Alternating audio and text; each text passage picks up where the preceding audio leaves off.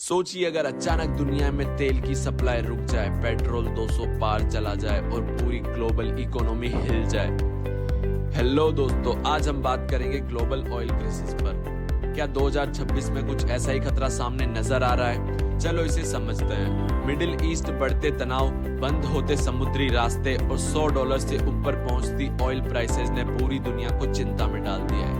लेकिन सबसे बड़ा सवाल है, इस ग्लोबल ऑयल क्राइसिस का इंडिया पर क्या असर पड़ सकता है? क्योंकि भारत दुनिया का तीसरा सबसे बड़ा तेल उपभोक्ता है और अपनी जरूरत का लगभग 85 to 90% तेल विदेश से आयात करता है। आज हम समझेंगे ग्लोबल ऑयल क्राइसिस आखिर क्यों बढ़ रहा है, स्ट्रेट ऑफ हॉर्मज क्यों दुनिया का सबसे महत्वपूर्ण ऑयल रूट है और भारत इस संकट से कैसे निपटने की कोशिश कर सकता है। ग्लोबल ऑयल क्राइसिस आखिर शुरू कैसे हुआ? 2026 की शुरुआत से ग्लोबल ऑयल मार्केट काफी अनस्टेबल हो गया है। मिडिल ईस्ट में बढ़ते सैन्य तनाव और ईरान से जुड़ा संघर्ष ग्लोबल एनर्जी सप्लाई को प्रभावित कर रहा है। सबसे बड़ा खतरा है स्ट्रेट ऑफ हॉर्मज। यह एक छोटा सा समुद्री रास्ता है, लेकिन बेहद महत्वपूर्ण है क्योंकि दुनिया के लगभग 20% तेल की सप्लाई इसी रास्ते से गुजरती है। अगर ये रास्ता बंद हो जाए तो ग्लोबल ऑयल सप्लाई तुरंत प्रभावित हो सकती है। हाल ही में इस क्षेत्र में संघर्ष बढ़ने के कारण कई जहाजों की आवाजाही रुक गई है और तेल की कीमतें तेजी से बढ़ गई है। मार्च 2026 में ग्लोबल ऑयल प्राइसेस $100 प्रति बैरल से ऊपर पहुंच गए, जो 2022 के बाद सबसे ज्यादा है। कुछ एनालिस्ट का मानना है कि अगर संकट लंबा चला तो तेल की कीमत $150 प्रति बैरल तक जा सकती है। अब हम बात करेंगे ग्लोबल ऑयल प्राइसेस पर। इतनी तेजी से क्यों बढ़ती है?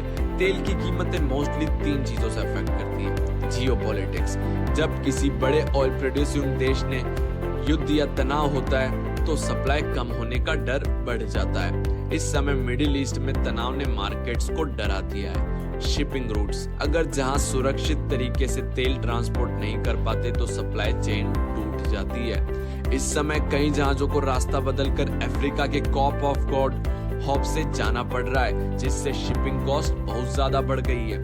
प्रोडक्शन कट्स, कई ऑयल प्रोड्यूसिंग देशों ने प्रोडक्शन भी घटा दिया है। इस वजह से ग्लोबल मार्केट में सप्लाई कम हो रही है। अब बात करेंगे भारत के लिए संकट कितना बड़ा है। भारत अपनी जरूरत का लगभग 88% तेल विदेश से इंपोर्ट करता है। हर दिन लगभग 5 मिलियन बैरल तेल भारत से आता है और भारत के करीब 50 से 55% तेल इंपोर्ट मिडिल ईस्ट से आता है और इसका बड़ा हिस्सा स्ट्रेट ऑफ हॉर्मज से गुजरता है। एक्सपर्ट्स के अनुसार भारत के पास लगभग 40 से 45 दिनों की खपत जितना ऑयल स्टॉक है। अगर युद्ध लंबा चला तो ये भारत के लिए चुनौती बन सकता है। अगर ऑयल क्राइसिस बढ़ता है तो भारत में क्या असर होगा? पेट्रोल डीजल महंगे हो सकते हैं, महंगाई बढ़ सकती है और जब भारत ज्यादा महंगा तेल खरीदेगा तो फॉरेन करेंसी की जरूरत बढ़ सकती है। इससे रुपये पर डायरेक्ट इफेक्ट बनेगा। ट्रांसपोर्ट और लॉजिस्टिक्स महंगे हो सकते हैं। चलो देखते हैं भारत इस संकट से कैसे निपट रहा है। भारत सरकार और तेल कंपनियां कई कदम उठा रही है, जैसे ऑयल सोर्सेज को डाइवर्सिफाई करना। भारत अब सिर्फ मिडिल ईस्ट पर निर्भर नहीं रहना चाहता, इसलिए भारत अब रूस, अमेरिका, वेस्ट अफ्रीका जैसे देशों से भी तेल खरीद रहा है। आपका क्या मानना है ग्लोबल ऑयल क्राइसिस पर? आपका ओपिनियन जरूर कमेंट में बताइए और ऐसे इंटरेस्टिंग न्यूज एंड फैक्ट्स के लिए हमारे चैनल को जरूर सब्सक्राइब कीजिए। Thank you so much.